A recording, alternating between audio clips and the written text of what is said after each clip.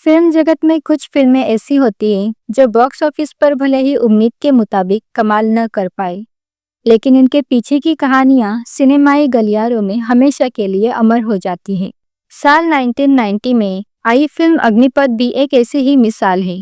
वैसे तो ये फिल्म आज एक कल्ट क्लासिक मानी जाती है, लेकिन उस दौर में इसके पीछे दो दिग्गज सुपरस्टार अमिताभ बच्चन और मिथुन चक्रवर्ती के बीच की एक ऐसी अनकही जंग चल रही थी जिसे बहुत कम लोग जानते हैं।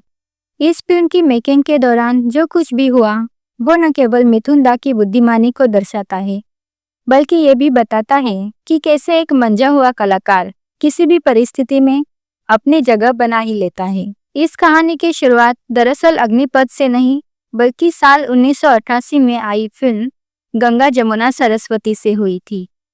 उस फिल्म में मिथुन चक्रवर्ती और अमिताभ बच्चन पहली बार बड़े पर्दे पर एक साथ नजर आने वाले थे, लेकिन फिल्म की रिलीज के बाद मिथुन दा को एक बड़ा झटका लगा। फिल्म की एडिटिंग के दौरान मिथुन चक्रवर्ती के कई महत्वपूर्ण सीन काट दिए गए, जिससे वो काफी आहत हुए। ये धोखा इतना बड़ा था कि मिथुन दा ने फिल्म की डबिंग करने तक से मना कर दिया था। उस वक्त मीडिया में अमिताभ बच्चन की काफी आलोचना हुई थी कि एक सीनियर कलाकार होने के नाते उन्हें मिथुन जैसे टैलेंटेड एक्टर के साथ ऐसा व्यवहार नहीं होने देना चाहिए था। यही वजह थी कि जब मुकुल आनंद अग्निपथ का प्रस्ताव मिथुन दा के पास लेकर गए तो उन्होंने बेहद सावधानी बरती। अग्निपथ साइन करते समय मिथुन चक्रवर्ती ने अपने कॉन्ट्रैक्ट में एक सख्त शर्त लिखवाई थी। उन्होंने साफ कर दिया था कि फिल्म की शूटिंग के दौरान उनके जो भी सीन फिल्माए जाएंगे उन्हें फिल्म में यथावत रखा जाएगा। उन्होंने चेतावनी दी थी कि अगर एक भी सीन काटा गया तो वो न तो डबिंग करेंगे और न ही फिल्म के किसी भी प्रमोशन का हिस्सा बनेंगे। ये उनकी अपनी कला और मेहनत के प्रति सुरक्षा थी।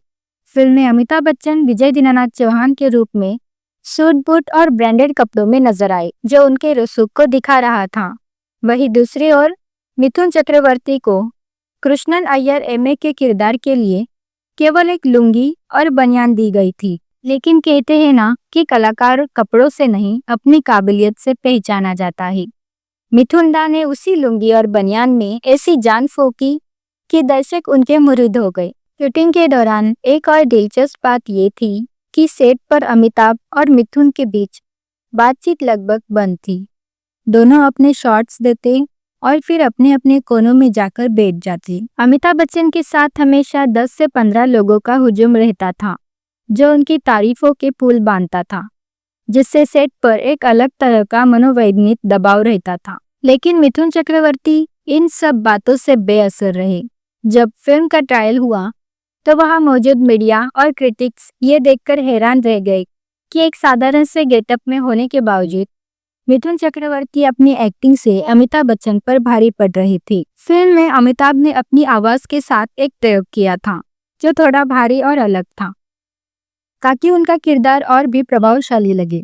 लेकिन जनता को मिथुन दा का सहज और इमोशनल किरदार ज्यादा पसंद आया। अमिताभ बच्चन की उस फटी हुई आवाज को शुरुआत में दर्शकों ने इतना नापसंद किया था कि रिलीज के कुछ ही दिनों बाद थिएटर्स में फिल्म की आवाज को दोबारा डब करके अमिताभ की असली आवाज में लगाया गया था। फिल्म के फ्लॉप होने की एक बड़ी वजह ये भी मानी गई कि फिल्म का फोकस 80% केवल अमिताभ बच्चन के किरदार पर था।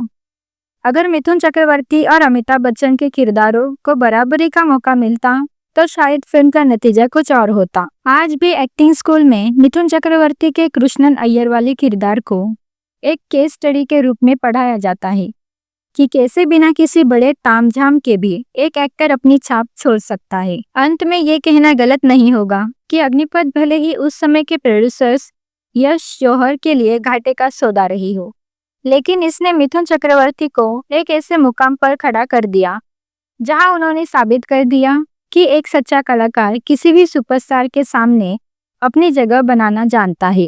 मिथुन दा की वो सादगी और अमिताभ बच्चन का वो स्टाइल, दोनों ने मिलकर एक ऐसी फिल्म दी जो आज भी चर्चा का विषय बनी रहती है। ये कहानी हमें सिखाती है कि मेहनत और नियत अगर साफ हो तो समय आपके काम को इतिहास के पन्नों में जरूर दर्ज करता है।